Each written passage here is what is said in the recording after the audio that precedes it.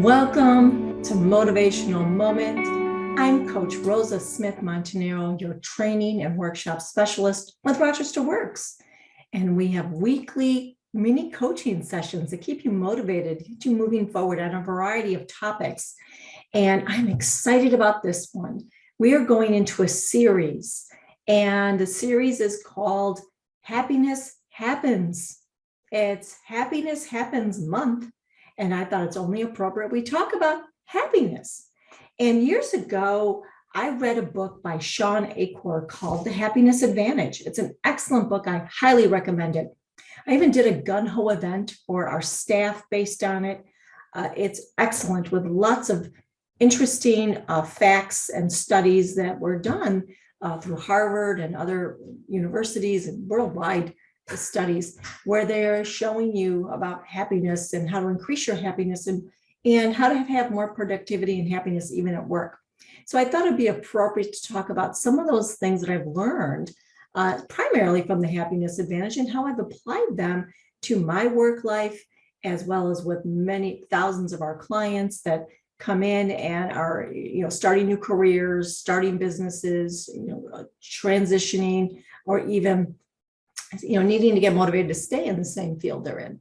So happiness is an inside job. That's the first thing we want to remember. Happiness is within. And we sometimes are predisposed maybe to be a little more optimistic versus pessimistic. And here's what I want you to know, by the way. Even though pessimistic people, I probably didn't say that beautifully, but that's okay. I can still be happy and not pronounce a word perfectly. They are probably more accurate with their assessment about their performance. Optimistic people tend to think they did better than they did, but it keeps them working harder and longer.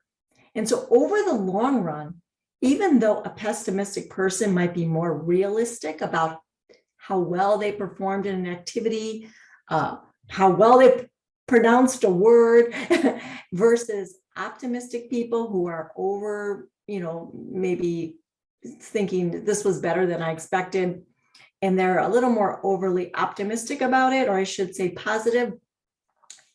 Here's the interesting thing.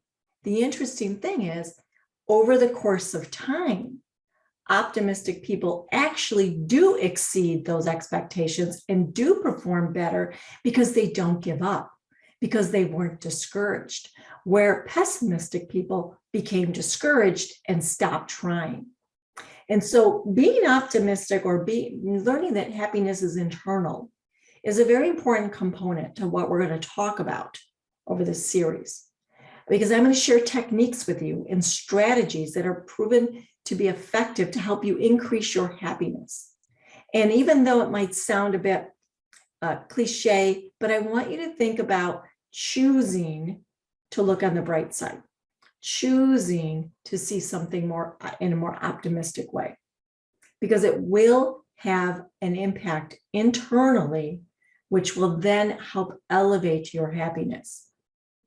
And so maybe you're more accurate with how you judge something, but think about how that makes you feel. And does that just discourage you? And if you flip it, maybe to looking on the brighter side, the more positive side, what's the advantage here? What did I learn? How can this benefit me or someone else? How do you feel from that? What emotions come up from that?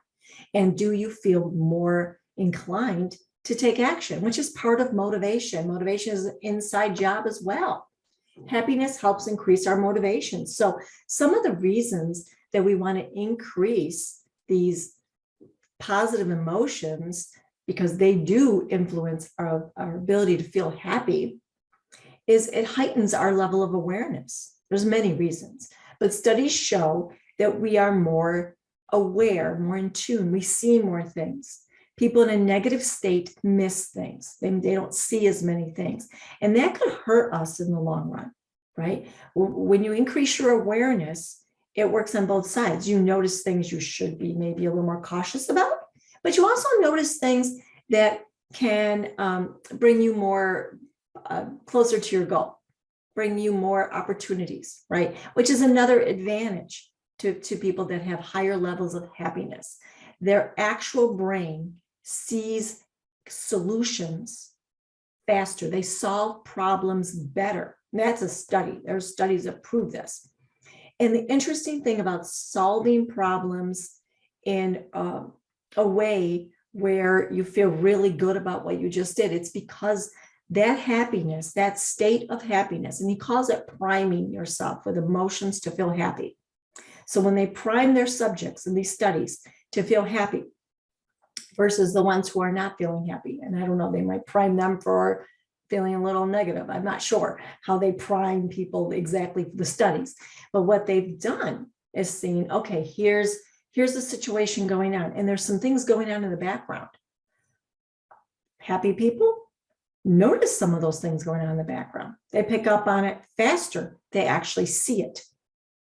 They actually have higher levels of engagement, right? So they're more willing to explore this. Negative people overlooked some of those things. Maybe they also didn't engage as much because they didn't think it was going to amount to something. The cool thing about solving problems is they see opportunities faster and more abundantly. They were aware of more opportunities. They were able to focus on solutions, which makes us a lot happier than focusing on a problem. And they were far more resourceful and effective at their tasks. Resourceful and effective. You know, one of the things I'm going to say, I believe, is one of the keys to success. If someone says, Rosa, what are one of your keys to success? I always say resilience and resourcefulness. Resilience is bouncing back, right? We've talked about resilience, bouncing back, getting over something, being able to get back in the game, not let it keep you down. And resourcefulness, being resourceful, knowing where to find the answer, knowing there's more than one way to do this, not letting yourself get easily distracted from it. I think those are very, very highly effective strategies to keep you on the path towards your goal. Now, there is a trick, by the way. There is a science to this that they came up with a formula. And the formula is like 2.90, but I'm going to say 3 to 1. Right? I like ratios, 3 to 1. It's a nice, easy number to remember. So here's the formula. 3 positive interactions for every 1 negative. Happiness is dramatically increased. And that's how we own it as an inside job. When you start adding 3 positives for every 1 negative, that means, let's say it's a negative experience you just had. You want to create 3 positive, either experiences, interactions, activities, reasons to laugh, 3 to outperform the 1. And when you do that, you will start to feel happier. You will start to bring more happiness into your world, into your workplace, into your life.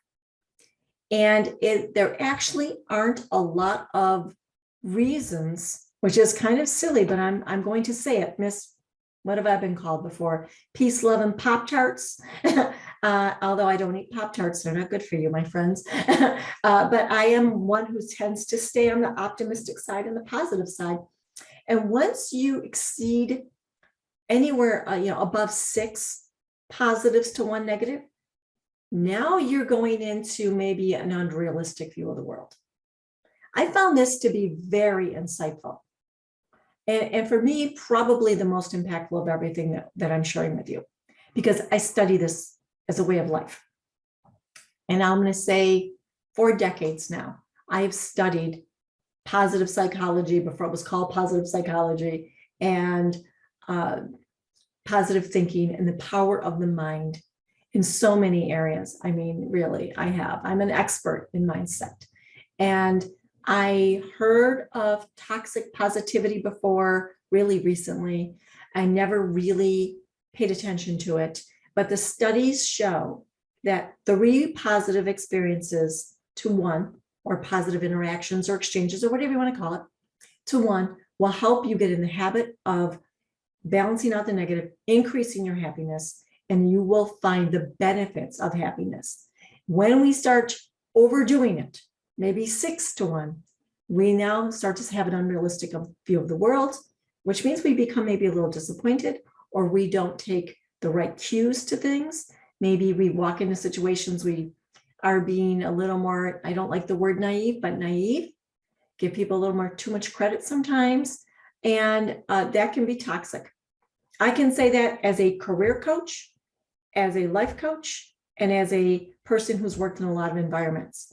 And I can say that when we overdo that part of it, I know that we end up maybe, we end up putting ourselves in situations we don't need to be in that cause maybe not as much pleasure as we'd like. So think about 3 to 1, 3 positive exchanges for the 1 negative, and start making that your goal for the week. I am looking forward to sharing this series with you. I am really looking forward to sharing this series with you. We have a lot of topics we'll talk about, strategies, and I hope you apply them each week. Share this video with your friends. Certainly subscribe to our page on YouTube, like it, and leave us a comment. Looking forward to seeing you in some of our workshops and hearing from you and how you're enjoying the series and how you're adding some positive experiences into your life. Have a wonderful day, my friends. See you soon.